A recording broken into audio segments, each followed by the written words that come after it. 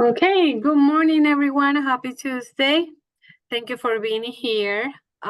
Just for another webinar, great webinar about SEO. This time we will talk about we know Jordan will talk about SEO. That's great. So because SEO, one of the tools that are for free, right? That you can bump that can bump your website, your presence online. So thank you. And just Jordan, take it away. All right, let me go ahead and get set up. Give me 1 second. Okay. There we go. All right.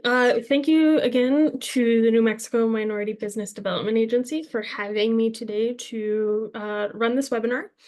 As was mentioned, we're going to be talking about some SEO items for your business, particularly some free SEO tools to get you started on search engine optimization for your business. In this webinar, we're not going to go super in depth into SEO software that's available to you or how to use things like meta descriptions or do keyword research. However, a lot of what we are going to go over is how to set up your site for a good SEO foundation, as well as a couple of free tools that are available to you to get your site ready to start using something like a more advanced SEO software that may require a subscription or may not. But with that, as a quick introduction, my name is Jordan Palma. I run a small freelance design agency where I specialize in building WordPress websites for businesses, and I offer graphic design services for small businesses in New Mexico. Today, we will be talking about a few things. The first of which is going to be what I call an SEO foundation. These are things that you can do on your website if you are building a site or if you already have a site that will prep your site for SEO software or further SEO research going forward. These are the things you can do on your site without needing to download SEO software. They're part of the build of your website. We will also be talking about Google's Page Speed Insights tool. And we will briefly cover the Google Search Console and how to use it. With that, let's go ahead and hop in. If you're here, you already probably know what SEO is. However, for those of you who do not, SEO stands for Search Engine Optimization. And search engine optimization is how we format websites and online platforms to appear on search engines online, the most common of which being Google. So when I say something like preparing your site for Google, really what I mean is preparing your site for most search engines. Google is just the largest one that we use. SEO often involves formatting our site in very specific ways and adding specific information to our website in order to appear higher on search results and increase traffic on our websites. By optimizing our sites and increasing traffic, it improves the chances of your web page being chosen over your competitors and generally will drive business for you in a way that's fairly easy if you set SEO up properly. All right, SEO foundation, the stuff that you can do on your website without any sort of SEO software. These are the things that you can do as part of the build of your website that may or may not involve code on your site or images and things like that. One of the first things I always do when I'm setting up a website is I will use what's called HTML header tag hierarchy. As a brief overview, HTML is the backbone of how we put our site together. There are many coding languages that tell us how a website works and tell us the functionality of our site. So when we click on a button, something will happen. Whereas HTML dictates how we lay out a page, what goes on that page, and what our page structure is. One thing that is included as part of HTML is the headings and subheadings on your website. So these are the things like your page titles or your heading titles. On a web page, much like reading a print article, for example, you will be using headings and subheadings to categorize content on your web pages. These headings have a specific number associated with them, as well as a specific order that they should go in. They are called tags, and they go in order from H1 to H6. So you'll have a heading 1, a heading 2, a heading 3, a heading 4, and so on. When adding a heading to a page, you have to assign it a heading tag number. And Google uses these heading tag numbers to provide context for what your website is. And if used correctly, it'll help improve your search engine optimization because it tells search engines how pages are laid out correctly. In order to use these tags correctly, you shouldn't need to know how to code. Even though it's HTML, many web builders and website building platforms will have the ability to assign these tag numbers to any headings you put on your pages. These headings should go in order from the top of your page to the bottom. With that, let's talk a little bit about like what each number means and represents, as well as how to use these tags properly. You'll always start off with what's called a heading 1 tag or an H1 tag. And this tag will be the most important text on any web page that you have. It'll be the central theme or title. And when using heading 1 tags, you only want to ever use one. You shouldn't have multiple heading 1 tags on the page. You should have one, and it should be at the very top of your page. Followed by heading 1, you'll have heading 2 and heading 3 tags. And those are going to be your subheadings, as well as the most commonly used headings on any given web page on your site. H4, H5, and H6 tags provide further structure within the H2 and 3 subsections. Let's take a look at like what that kind of looks like.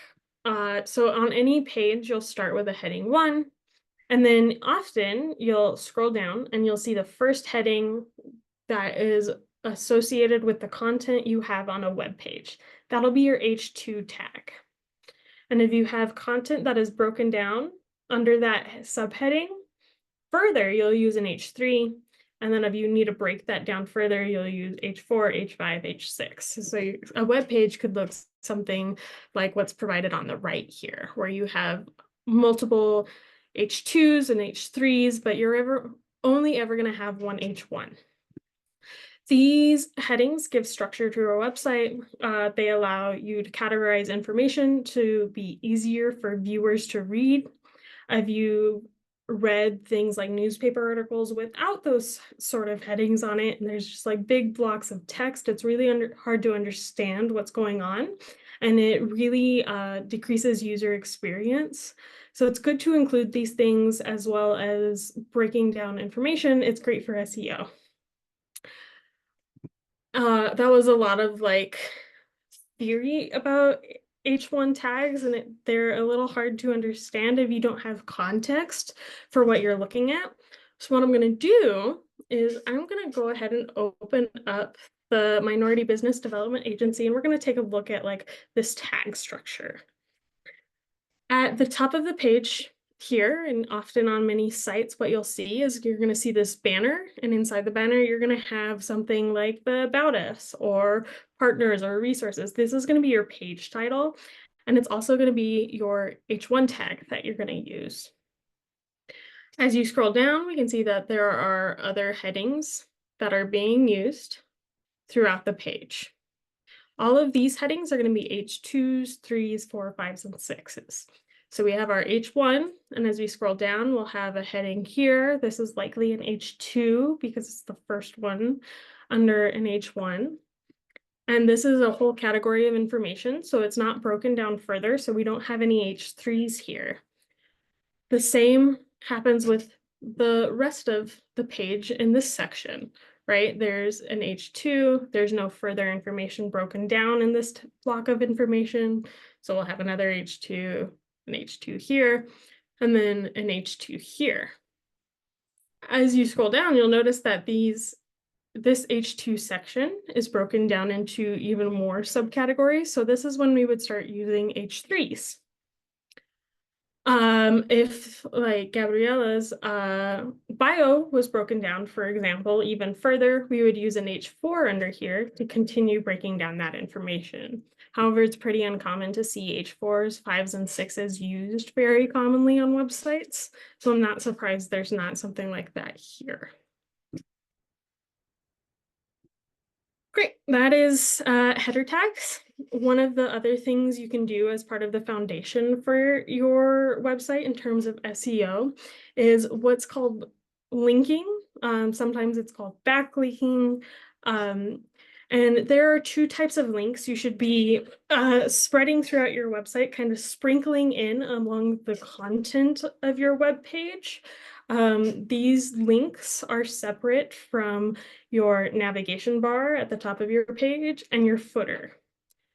You should be including these two types of links, which are internal and external, throughout the content of your web page. And we'll talk a little bit about each type of link and like what they do for you in terms of search engine optimization. So the first type of linking you should be doing on your website is on any page that you have. You should be putting links to other pages on your website. So on your about page, you might want to include several links to like your services page or your shop page if you have an e-commerce store. They're just links that link to other pages on your website. Your users and search engines will use internal links to find content on your website. It helps with navigation. Your users will use these links to navigate your site and find the content they want to find, whereas search engines will do the exact same thing. They'll use those links to navigate content on your site to make sure you have a really robust website. Links allow for search engines to determine what content is on your website, as well as like how that content is related to one another and what that value is of that content. So how valuable your pages are.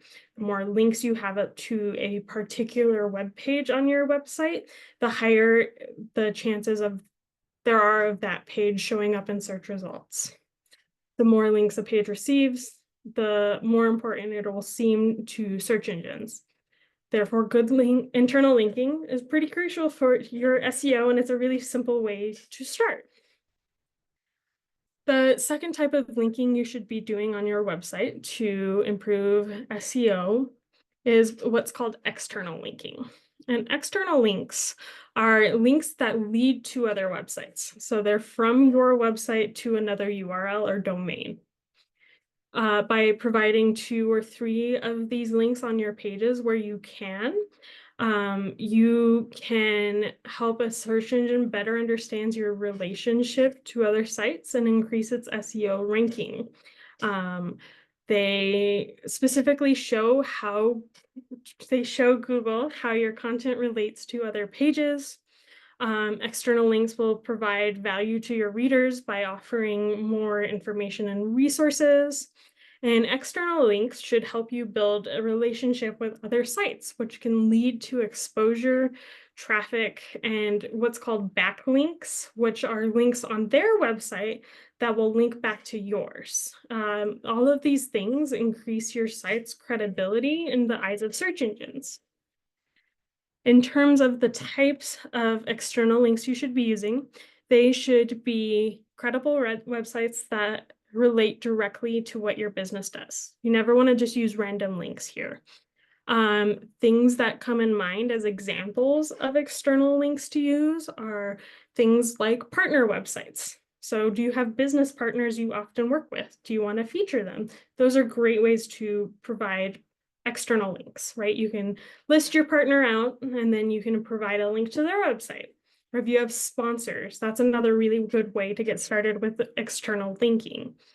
Another thing I see really commonly in terms of external linking is like linking in a blog to interesting articles you found that relate to what your businesses does. So you might be like, hey, I found this article about like my business services, check it out, like kind of a thing.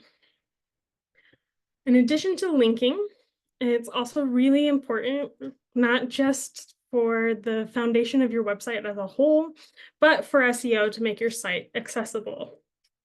Not only should your site be accessible for any type of viewer, it has really good SEO benefits for you.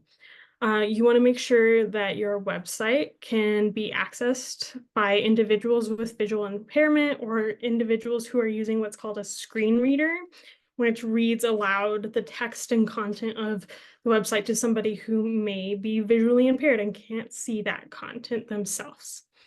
There are guides we follow for accessibility.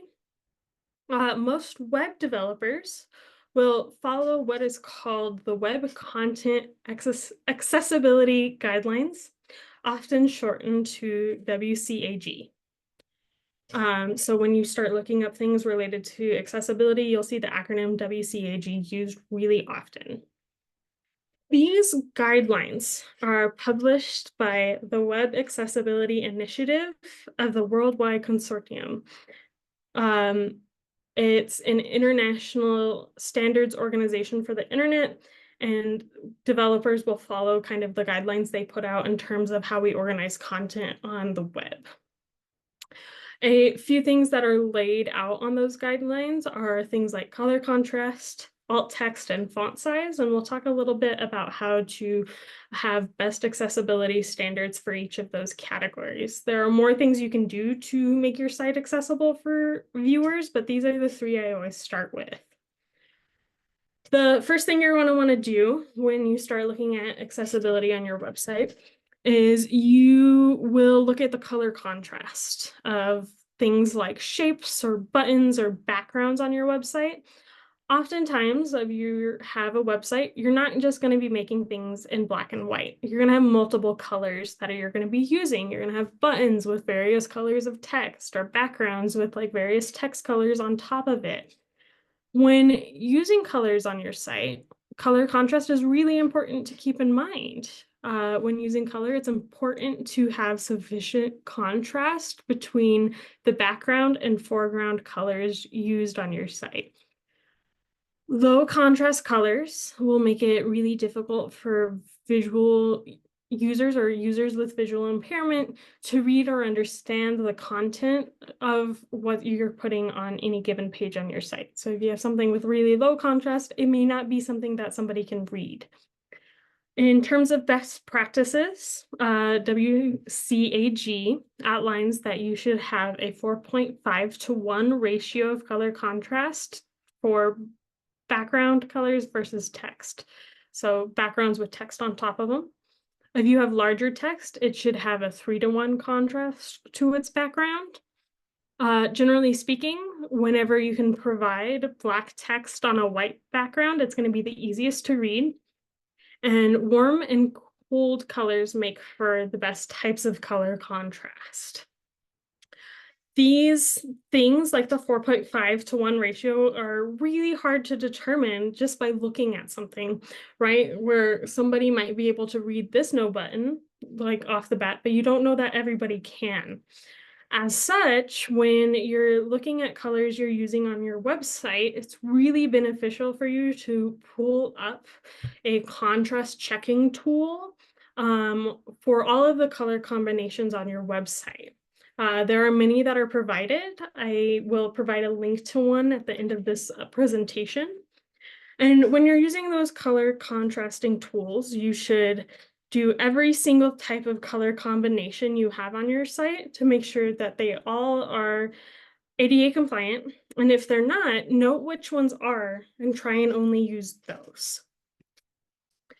The second thing that you can do for accessibility on your website is what's called using alt text or alternative text.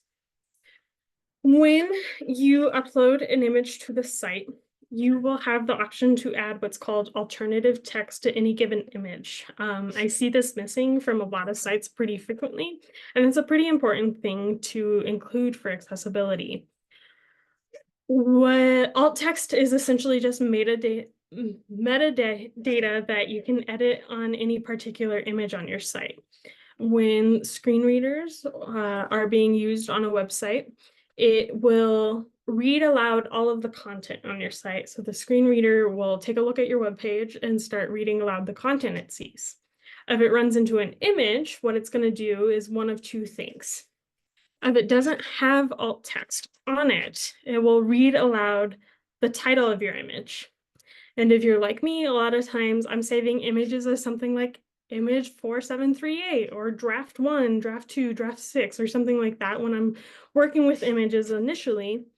And if you don't remember to change that title or add alt text, that's what that screen reader is going to read aloud, which can be really confusing to these viewers on these websites because they won't know what that means. They won't know what's in the image.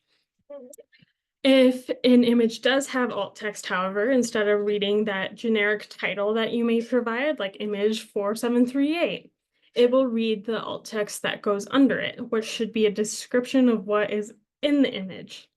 So in this case, in the one I've provided in the middle here, instead of reading that image 4738, what it's going to read instead is image of person running from fire, which provides a lot more context to those types of viewers. When you are writing alt text descriptions of images, there are a few things that you want to keep in mind. You want to keep that description short. You don't want to write a whole paragraph about what that image is. You want to consider the key elements of the image, only pointing out things that are relevant to the information on your business site. So why are you using that image and why is that important to your website? You don't want to list out every single detail. And then you generally want to use neutral language that is descriptive.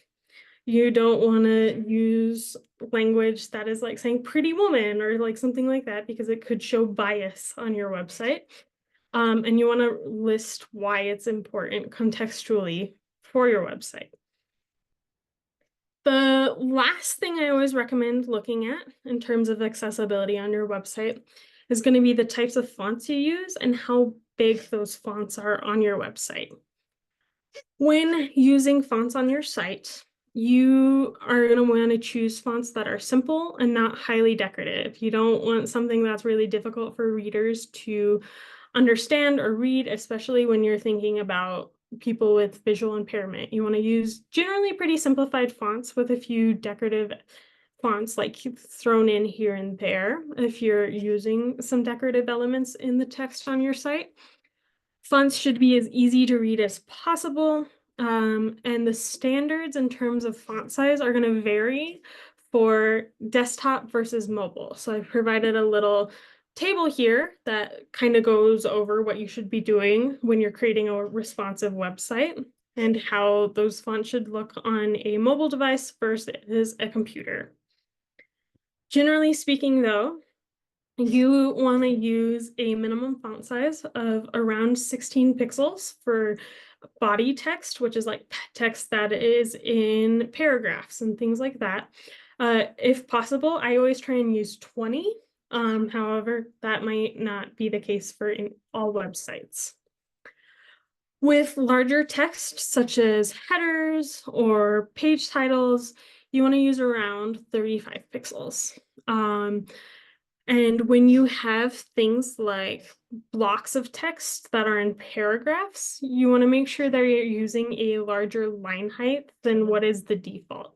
So generally speaking, you want to use a line height of about 1.5. And all of these things will make your text a lot easier for viewers to read. With that, you have some of the foundational things you can do on your site that are just part of the site build itself. The next thing we're going to talk about are tools you can use that are free for SEO. The first of which is one I use really commonly, and it's a free tool from Google called PageSpeed Insights. PageSpeed Insights is a free tool from Google that can analyze a page on your website and provide a score based off of site performance particularly in areas of things we talked about previously, like HTML tags or accessibility. Google isn't running search engines based off of these site scores and using those scores to rank you. However, the scores that you get are partially based on page speed and accessibility, which are confirmed Google ranking factors. So by having high scores, you're going to likely rank better, even though Google's not necessarily looking at those scores. They're just correlated. Slow loading times will frustrate users and lead them to abandon your site. But visitors are more likely to stay and engage with your site if pages load quickly. So if you have high scores that come up on this insights tool, you likely are going to have more people visiting your site, which is also going to improve your SEO ranking. Good user experience is something that search engines will reward, especially if your scores are really high here. Google Page Speed Insights has 4 metrics it looks at when it runs an audit on a web page. One thing to keep in mind with this tool is it only can look at one page of your site at a time. So you want to run an audit for each page on your website if you're going to be using this tool. Often if you fix one page, the rest will have similar scores. The 4 metrics it looks at are going to be performance, accessibility, best practices, and SEO. When running an audit, you'll get results for both the mobile view of your site as well as the desktop view of your site. So you should be looking at scores for both of those categories. Generally speaking, a score, according to this Google tool, above 90 is a good score. So you shouldn't have to make much improvement in terms of the things you want to change if you're scoring at 90 or above. A score between 50 and 89 means your site needs some improvement in that particular category. And a less than 50 score on any given metric is considered poor, and you should really evaluate where your site's at in order to improve that performance score to at least get it up to the medium needs improvement category. When you run these audits, Page Speed Insights will automatically give suggestions on what to improve in each of these categories if it notices something on a web page that will impact your scoring there. So it'll give you suggestions on how to fix them. We're going to look at each of these categories and talk about how you can improve these scores, because sometimes the feedback you get from Google, if you're not familiar with web development terminology, can be a little confusing. The first category of scoring we're going to be looking at is performance on your website. Performance on a Google Page Speed Insights audit is how quickly your site loads and how optimized your site is for desktop and mobile. What it will do when it runs its audit is it'll take the loading time of the first loaded image on your site, so the first image that loads, and the last loaded image or content piece on your website, and gives you a score based off of the timing of these. So if these things are loading really slowly, you're going to have a poor score in these areas. A few things you can do to improve your scoring in these areas are things like installing a speed optimization plugin if you're using a platform like WordPress. A really common one is called WP Rocket. A speed optimization plugin will allow you to do a few things. One of the first things that it will do is it will allow you to reduce CSS and JavaScript loading times. CSS and JavaScript are coding languages that are used on your site for content and functionality. And by reducing the amount of CSS and JavaScript files on your site, you're going to get faster loading times. So a speed optimization plugin will do this for you. Another thing that is really helpful that a speed optimization plugin will do is it will do what's called lazy loading. And lazy loading is a technique for waiting to load certain parts of a web page, particularly in terms of images, until they are needed. Rather than loading an entire page at once, lazy loading will only load content that you are actively trying to look at or access. So as you scroll down, it'll start to load things on your site rather than loading everything at once. By doing so, it increases the speed of your site and prevents large network demands, which are both things that the performance category of page speed insights looks at. One of the other things you can do to improve scores in this area is to take a look at the images you're using on your website. What size are they? Are they really big in size? What type of file format are you using for images? Generally, when I'm building a site, I will keep images to a very small file size, if possible, no bigger than 1 MB. I will also save images in what's called a WebP format, which is a fairly new image file format, which is a JPEG or PNG alternative that is really optimized for the web. If you don't have something to update these image settings or convert images into a different file type on your computer, such as image editing software like Photoshop, oftentimes what you can do on your web builder is you can install what's called an image optimization plugin, and it will do all of this for you automatically. So it'll decrease image sizes and change your image format from JPEG, PNG to WebP. All of these things will get you really high performance scores in these categories. And if you have a high performance score, you're going to have a good SEO ranking. The next category of information that PageSpeed Insights will give you is accessibility. And we talked a little bit about this already, but Google PageSpeed Insights will look at how accessible your website is to a viewer. It will analyze things like color contrast and if you have alt text on your images. And one of the easiest things you can do to improve scoring in this area is just checking your color contrast on your images, as well as using alternative text on your images. Oftentimes, if you get a color contrast warning, kind of like what is displayed here, you often need to either make your backgrounds darker if you have light text on your backgrounds, or you need to make backgrounds brighter if you have dark text on your background. So those are a few things you can do to improve accessibility. Best practices is another metric that PageSpeed Insights will look at when it runs an audit. And it is how well your page adheres to web development practices. If your site is running on an older platform, or you are using something like WordPress and your plugins are out of date, or if your site is insecure, you're going to receive fairly low scores in this area.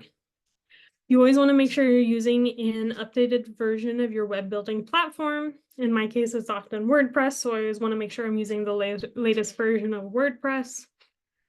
And you want to make sure that any plugins or applications on your site are updated to the latest version.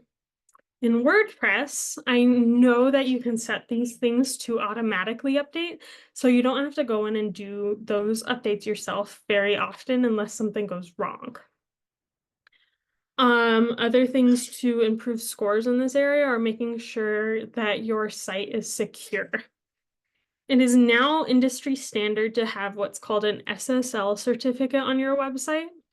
And an SSL certificate tells search engines and web users that any website being accessed is automatically encrypting their data and the site is secure. These secure connections can improve your scoring in this area. The last thing that I'm going to talk about that PageSpeed Insights looks at is your SEO scoring, which is like really convenient for what we're talking about today. PageSpeed Insights will look at how well your page is optimized in terms of the way it's built for SEO. So it's going to look at things like HTML tag hierarchy or alt text on images. Some of the things we've discussed to improve the scoring in this area are things we talked about in the SEO foundations section of the webinar that we started with this morning. Generally speaking, are you using tag hierarchy on your webpage? That's going to affect this like SEO scoring. You want to make sure you're only using one H1 tag, for instance, or you want to make sure that your tags are in order from H2 to H6, going from top to bottom of your page. You want to make sure that your page always has a title. Most web builders will default to having a page title when you go to build a new website, but it's good to double check. You want to make sure you're using alt text on all of your images. And the last thing you can do to improve scoring in this particular category is what is called adding a meta description to your web page. We're not going to go really in depth into like what that is because it's something I consider to be the next steps for SEO that you can really do well with something like an SEO plugin or SEO software. But meta descriptions are descriptions of pages on your website that are associated with that particular web page. So it's a quick like paragraph about what that web page displays. Oftentimes you can add these descriptions in with something like an SEO plugin. Great. The last tool we're going to be looking at today is going to be what's called Google's Search Console. And Google's Search Console is an online platform where you can register your domain, so your URL, under a Google account you own. It's free to use, and it allows you to manage some simple SEO statistics for your website. I'm not going to cover everything that the Search Console can do today, but we are going to talk about adding a sitemap to the Search Console. A sitemap for your website is like an index for your website. It contains a list of every single page on your site, as well as links to that page, and it will tell Google how those pages are ordered on your website. By adding a search map to Google's Search Console, you can ensure that each page of your site shows up on Google's radar for SEO. So it tells Google, hey, these pages exist. Here's where they're at. Can you put them on a search engine for me? In order to use the Search Console, and I've provided a little link to it here, you can oftentimes just Google Search Console, and it'll be like the first thing you see. You'll need a few things. The first thing you're going to need is a Google account, and it can be a free personal account. You'll likely need access to your domain name records, and you'll need to have a URL to your sitemap. This is going to vary based off of what website your builder you're using, but we're going to take a quick look at how to set it up in the actual Search Console. And then at the end of this presentation, I've provided links on how to do so with specific web builders in mind. So when you first sign up for the Search Console, and I've pulled it up here under my personal account, you're going to get a dashboard that's going to be completely blank. And what you're going to want to do is up in here, you're going to hit search property, and you're going to add a property. And a property on Google's Search Console is just a URL or to your website. Oftentimes it'll ask you to either provide that property in terms of domain or URL prefix. Generally, URL prefix is a little easier to use. So what you'll do is put something like your URL to your website there. You want to make sure when you're putting this in that you have this HTTPS protocol in front of it. And when you have that in, you'll hit continue, and it's going to start verifying that property or your web domain for you. Before you can go a lot further, it's going to ask you to verify that you own this website, that you own the domain to this website. And it will do that in a few ways. The first verification method that I get the most often is the HTML file verification. If you have access to your web files, the easiest thing to do here is to just download this HTML file that it gives you and add it to your web files folders. On all of these, if you hit full details, you can learn a little bit more about how to do these things. In terms of the HTML file method, this only really works if you have access to your web files. So if you're hosting something like your own WordPress website, you often will have access to the root files for your website. However, sometimes platforms like Wix or Squarespace won't give you that, so you have to use an alternative method. The next easiest way to do this is by adding what's called an HTML tag to the home page of your website. If you have SEO functionality or an SEO plugin on your website, this might be the easiest way for you to do this. Particularly if you have something like Yoast SEO for WordPress. In its settings, it will allow you to add meta tags to its general settings. The same should be the case for any type of SEO plugin you use. Oftentimes people I work with don't have a Google Analytics account or a Google Tag Manager account. So the last way you can verify ownership of your domain is by adding what's called a DNS record for your domain. On any domain registrar, like GoDaddy or Namecheap, for example, you have the ability to add what's called a DNS record. And DNS records are files that are directly related to your domain registration rather than your website folders. So rather than accessing your web builder, you're going to want to access your domain registration platform, like GoDaddy, for example. In your settings under your domain registrar, you should have the ability to add DNS records. And all you'll have to do is add a text record with this information in it to verify ownership of your site. Each of these verification methods sometimes don't work on the first try. It can take up to 24 to 48 hours for Google to verify that ownership. So if it doesn't work the first time you try this, give it 24 to 48 hours to get going. In terms of the Google Search Console, this is going to be the hardest part of using it, and likely the most confusing part of using the Search Console. So again, I've provided a few tutorials that I will link to at the end of this presentation for the most commonly used web platforms that will kind of walk you through this for your particular builder.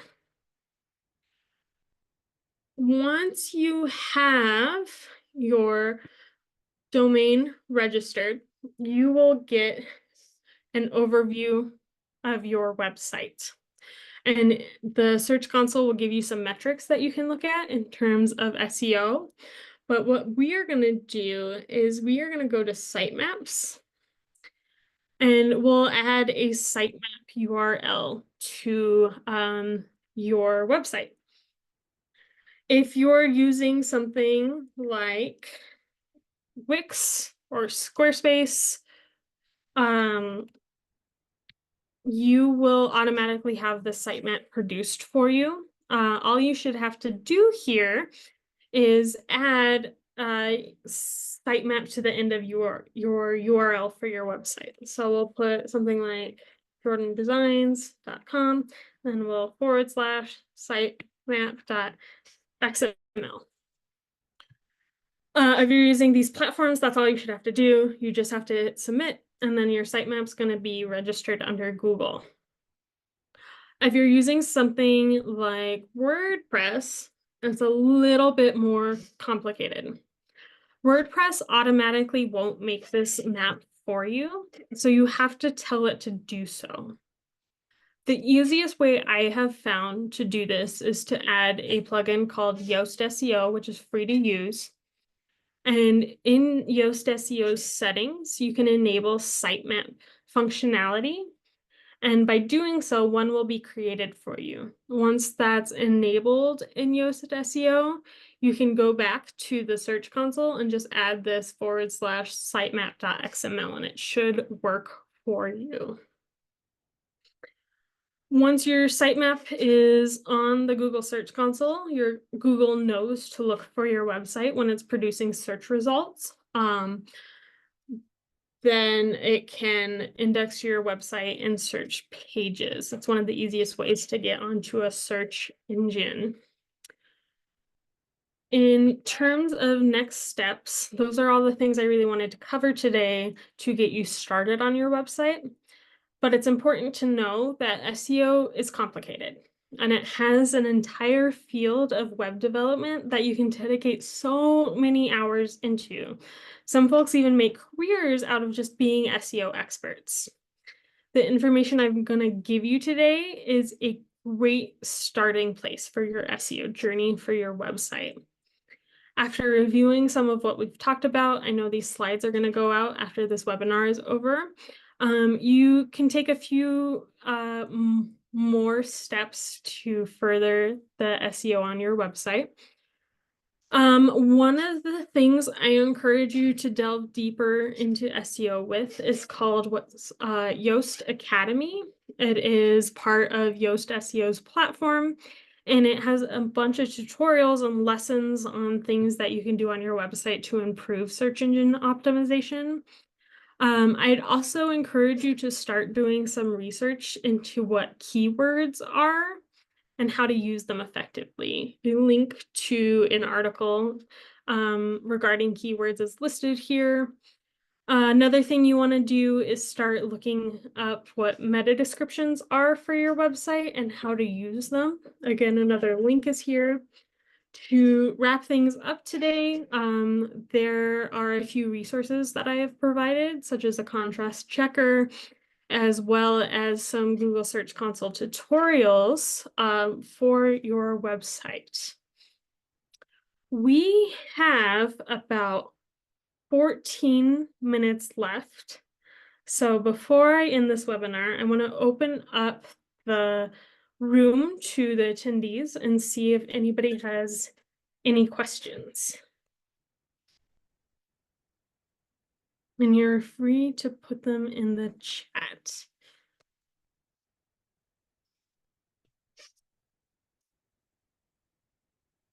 All right. If no one has questions, it looks like Sophia hopped off, so I'm going to kind of close us out. Oh, there we go. We have a question. Gloria, go ahead.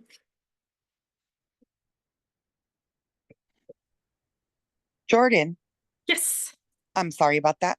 Yes, Sophia and Gabby lost internet service, so I was just communicating with them and they wanted me to apologize that just knocked them No out. worries.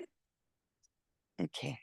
I can go ahead and close up for them. Not a problem. Okay, thank you. Yeah, of course. With that, since nobody else seems to have a question, I will go ahead and end the webinar for today. If you need help with your website, or if you have questions for me specifically, you can reach out to the New Mexico Minority Business Development Agency, and they can help you out with any questions you may have about SEO on your website, as well as how to get in touch with me if you have specific questions to ask that you may not have thought of for this webinar. So thank you all so much for attending. I'm going to go ahead and end the session, and I hope you have a wonderful rest of your day.